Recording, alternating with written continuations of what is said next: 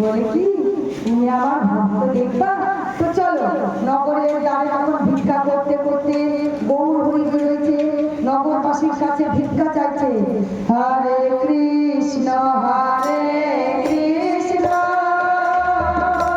কৃষ্ণ কৃষ্ণ হরে হরে, হরে রাম হরে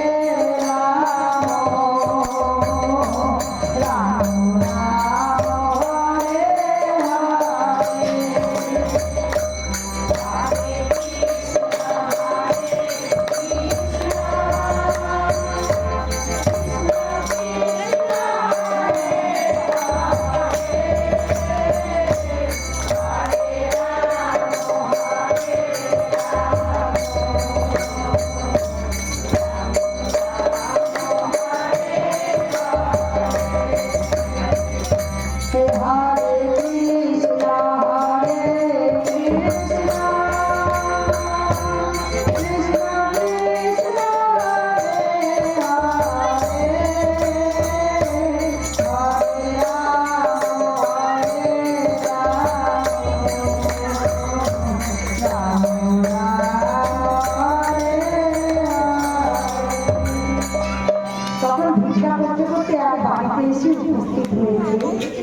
ভক্তের বাড়িতে।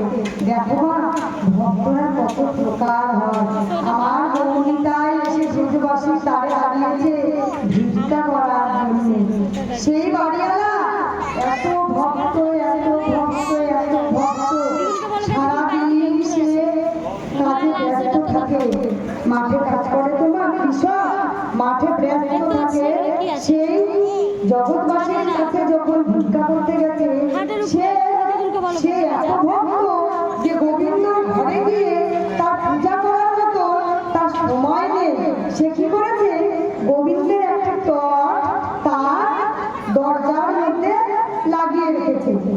লাগিয়ে রাখার পর সে গোবিন্দকে বলছে যে গোবিন্দ, তোমার ঘরে ঢুকে পূজা করার মতো আমার সময় নেই, তোমার সাথে বেশি কথা বলার আমার সময় নেই।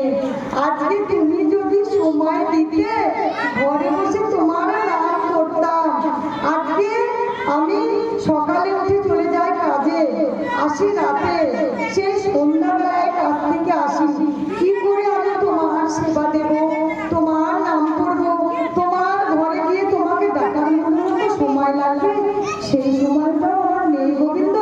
তাই জন্য তোমাকে আমি দরজাতে একটা টর্চ হিসাবে রেখেছি, যে আমি কিছু করতে পারি আর না পারি, বাড়ি থেকে যখন বেরোবো তোমার চরণ তো দর্শন করতে পারবো। আর যখন সারাদিন অন্য সংসারের কাজ করে বাড়িতে ফিরবো, বাড়িতে ফিরে তোমার চরণ তো স্পর্শ